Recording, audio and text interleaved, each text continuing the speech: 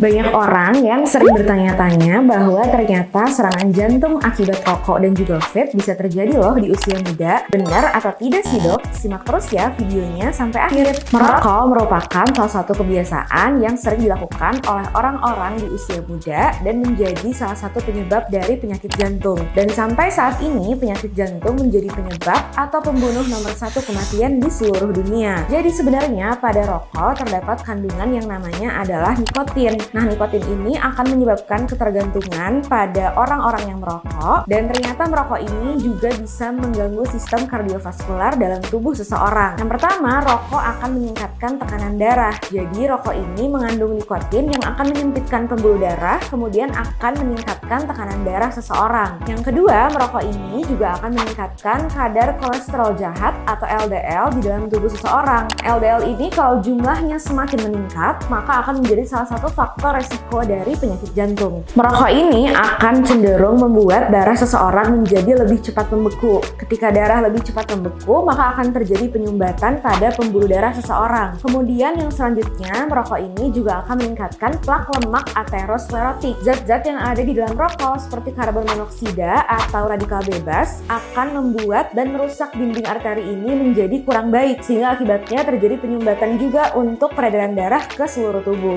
Banyak orang juga yang sering mengklaim bahwa dengan melakukan kebiasaan untuk menghirup vape ternyata lebih aman dibandingkan dengan rokok konvensional. Padahal ini sama sekali tidak benar ya Pos, karena ternyata dalam vape juga mengandung bahan-bahan yang kurang aman jika masuk ke dalam tubuh. Salah satunya yaitu mengandung nikotin, propilen glikol, kemudian prisadiacetil, ada arprolein, benzen, VOC, dan semua bahan-bahan ini cenderung kurang baik untuk kesehatan tubuh karena bisa mengakibatkan terjadinya iritasi pada bagian mata, hidung, tenggorokan, dan bahkan bisa mengakibatkan berbagai macam penyakit di paru-paru, salah satunya adalah kanker paru. Nah, perbedaan dari rokok konvensional dan juga vape sendiri, rokok ini ketika dihisap, maka akan terjadi peningkatan aliran darah dalam tubuh seseorang. Kemudian ketika asapnya ini dikeluarkan, maka aliran darah seseorang akan mengalami penurunan. Sedangkan pada vape, baik pada saat menghirup atau mengeluarkan asapnya atau aerosolnya, maka akan terjadi penurunan aliran darah pada tubuh seseorang. Padahal